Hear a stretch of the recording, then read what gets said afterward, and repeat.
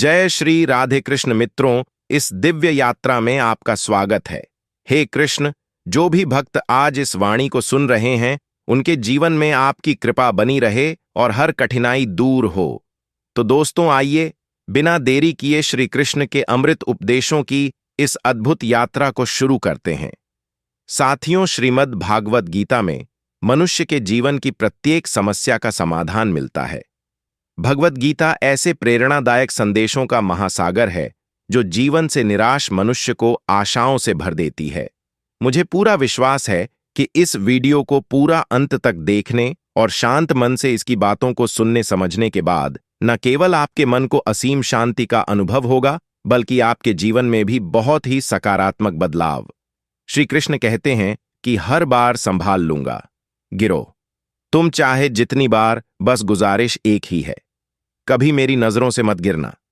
अपने कर्मों का फल भुगतने से तो गंगा पुत्र भीष्म भी नहीं बच पाए, और हम यह सोचते हैं कि गंगा में स्नान भर करने से हमारे पाप धुल जाएंगे। जब बारिश होती है तो खाली पड़े घड़े खुद ब खुद भर जाते हैं और ऊंचे ऊंचे बड़े बड़े टीले सूखे के सूखे रह जाते हैं। इसलिए अपने आप को खाली रखो, क्योंकि खाली झोली ही भरी जाती है। सबसे बेहतरीन नजर वह होती है जो अपनी कमियों को देख सके, क्योंकि नींद तो रोज ही खुलती है, पर आंखें कभी कभी। अपने अंदर के बच्चे को हमेशा जिंदा रखिए। हद से ज्यादा समझदारी जीवन को बेरंग कर देती है। हमारी आर्थिक स्थिति कितनी भी अच्छी क्यों ना हो, लेकिन जीवन का आनंद लेने के लिए मानसिक स्थिति का अच्छा होना बहुत जरूरी है। वह सब कुछ करो जो आप करना चाहते हो, लेकिन लालच से नहीं, अहंकार से भी नहीं, वासना से नहीं, ईर्ष्या से भी नहीं, बल्कि प्रेम, करुणा, नम्रता और विश्वास के साथ करो। प्रार्थना और ध्यान इंसान के लिए बहुत जरूरी है, क्योंकि प्रार्थना में भगवान आपकी बात सुनते हैं और ध्यान में आप भगवान की बात सुनते हैं। जिंदगी में सब कुछ किसी वजह से होता है। गलत होता है ताकि हम सही की कीमत जान सकें। जिंदगी में लोगों का आना भी एक मकसद होता है। कुछ तुम्हें आजमाएंगे, कुछ तुम्हें सिखाएंगे, और कुछ तुम्हारा इस्तेमाल करेंगे, और कुछ तुम्हें जीने का सही मतलब सिखाएंगे। कैसे पता चले कि जिंदगी में आने वाली मुसीबत सजा है या इम्तिहान? जो मुसीबत ईश्वर से दूर करे वह सजा है, और जो ईश्वर के करीब करे वह इम्तिहान है। जीवन का मिलना भाग्य की बात है, मृत्यु का होना समय की बात है, पर मृत्यु के बाद भी लोगों के दिलों में जीवित रहना यह कर्मों की बात है। जिंदगी वह हिसाब है जिसे पीछे जाकर सही नहीं किया जा सकता। इसीलिए आज में सुधार करें और पुरानी बातों को अनुभव की तरह इस्तेमाल करें। यदि आपके भीतर खुद को बदलने की ताकत नहीं है, तो आपको कोई अधिकार नहीं है कि आप भाग्य और भगवान को दोष दें। जब परमात्मा को आपसे प्रेम होता है, तो वह आपके लिए वही करते हैं जो आपके लिए अच्छा होता है, और उन लोगों को आपकी जिंदगी से दूर कर देते हैं जो आपके लिए सही नहीं होते। जिस इंसान को भगवान पसंद करते हैं, जिसे वह अपना खास बनाना चाहते हैं, उन्हें वह हमेशा परीक्षा में डालते हैं, मुसीबतों से उनका सामना करवाते हैं। अगर आपके जीवन में भी परीक्षाओं का दौर है, तो समझ लेना कि ईश्वर आपको बहुत आगे ले जाना चाहते हैं। इसीलिए धैर्य से परिस्थितियों का सामना करिए। जब बिना किसी वजह से खुशी महसूस करो, तो यकीन कर लेना कि कोई ना कोई कहीं ना कहीं तुम्हारे लिए दुआ कर रहा है। कोई हमारा बुरा करना चाहता है, तो यह उसके कर्मों में लिखा जाएगा।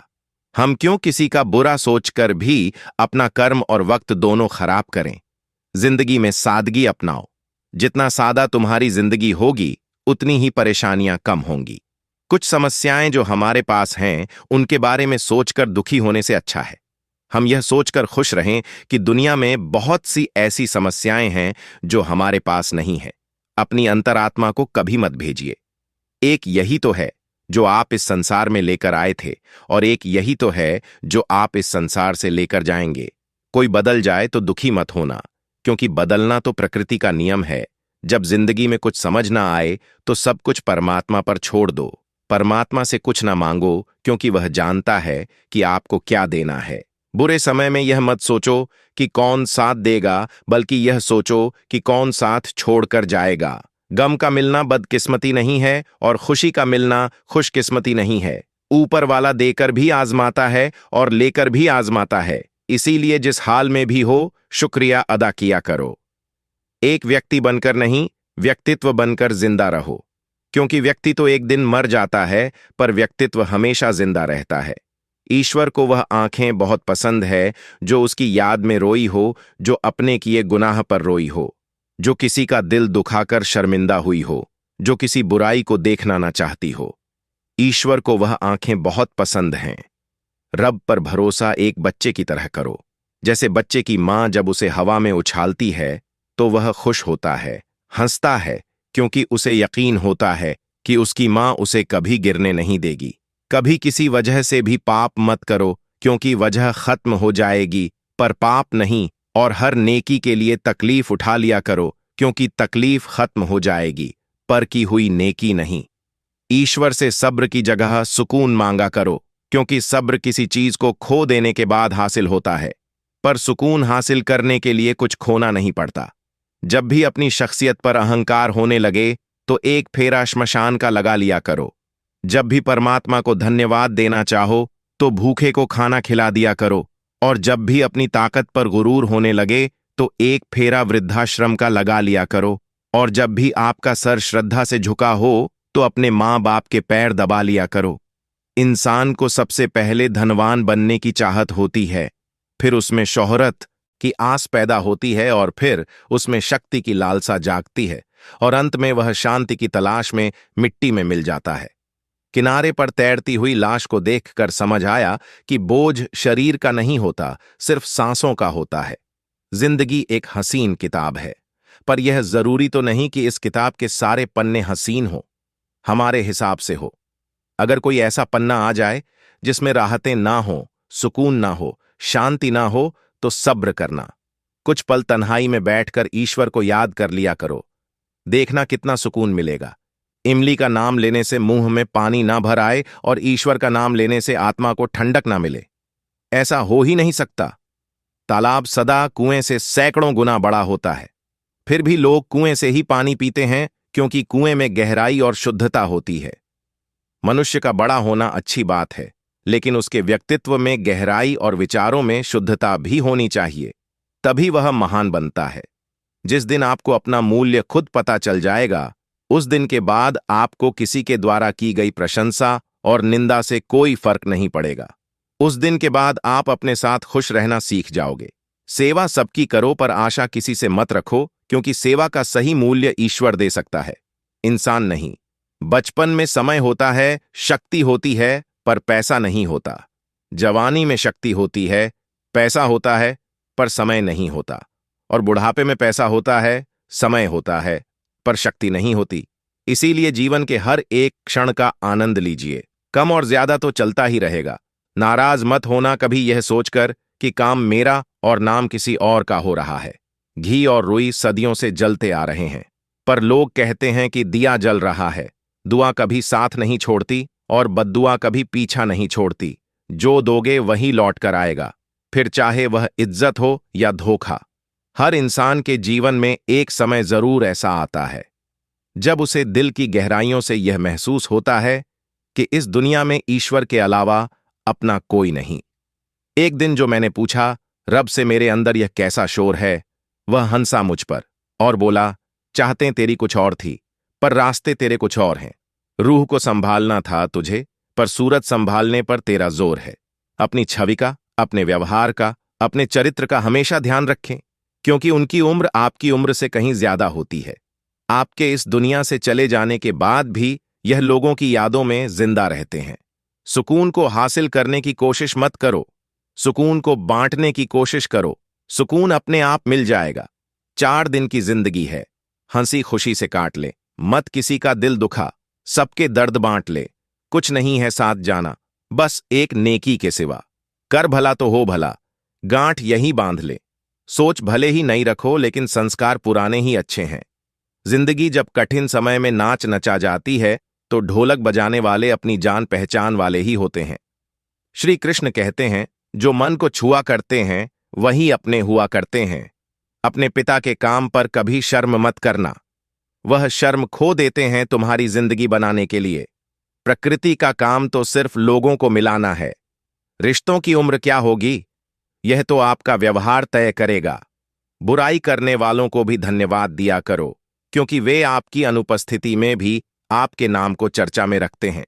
यह चिंता छोड़िए कि लोग आपके बारे में क्या सोच रहे हैं।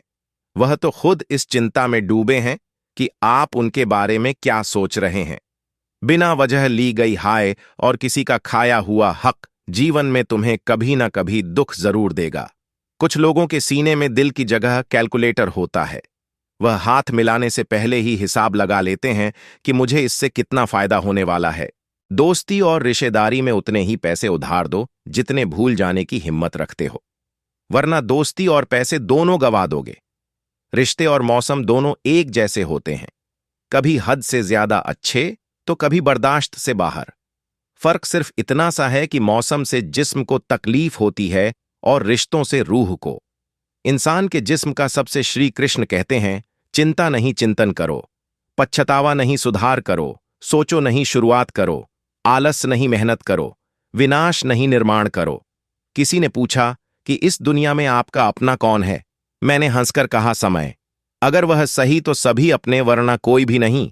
रुकावटें तो जिंदा इंसान के हिस्से में ही आती हैं, वरना जनाजे के लिए तो सभी रास्ता छोड़ देते हैं। सुनी हुई बात पर भरोसा सोच समझकर करना चाहिए, क्योंकि कोई भी व्यक्ति आपको कहानी का वह भाग कभी नहीं सुनाएगा जहां वह खुद गलत था। कदर करिए ऐसे लोगों की जो पैसे और तोहफे नहीं, खुद को आप पर खर्च करते हैं। ऐसे लोग दुकानों में नहीं, नसीब से मिलते हैं। कहने से कठिन सुनना होता है और सुनने से कठिन सहना, पर सबसे कठिन होता है सब भूल जाना और सामान्य रहना। हे ईश्वर, मुझे इतना नीचे ना गिराना कि मैं पुकारूं और तू सुन ना पाए, और मुझे उतना ऊपर भी ना उठाना कि तू पुकारे और मैं सुन ना पाऊं। परमात्मा, अगर आपको कुछ तोड़ने का मन करे तो मेरा गुरूर तोड़ देना। अगर आपको कुछ जलाने का मन करे तो मेरा क्रोध जला देना। अगर आपको कुछ बुझाने का मन करे तो मेरा घृणा बुझा देना। जब इंसान दुनिया के हाथों टूटता है तो उसकी रब से जोड़ने की शुरुआत होती है। तेरा, मेरा, छोटा, बड़ा, अपना, पराया सब छोड़ दो, फिर सब तुम्हारे हैं और तुम सबके हो। जीवन में कभी किसी का मजाक ना उड़ाओ, कभी किसी को नीचा ना दिखाओ, क्योंकि यदि आप सबसे शक्तिशाली भी हैं तो आपसे भी शक्तिशाली कोई है, और वह है समय। समय जब बदलता है तो अच्छे अच्छों को बदल देता है। इंसान भी कितना नासमझ होता है। प्रार्थना करते वक्त समझता है कि भगवान सुन रहा है, पर निंदा करते वक्त यह बात भूल जाता है। पुण्य करते वक्त समझता है कि भगवान सब देख रहा है, पर पाप करते वक्त सब भूल जाता है। दान करते वक्त समझता है कि भगवान सब में बसता है, पर चोरी करते वक्त यह भूल जाता है। प्रेम करते वक्त समझता है कि दुनिया ईश्वर ने बनाई है, पर नफरत करते वक्त यह भूल जाता है। अपने अंदर छोटी छोटी कमियों को सुधार कीजिए, क्योंकि एक छोटा सा छेद ही समुद्री जहाज के डूबने का कारण बन जाता है। तो दोस्तों, इस वीडियो में बस इतना ही। कमेंट में जय श्री कृष्णा जरूर लिखें और चैनल को सब्सक्राइब करें।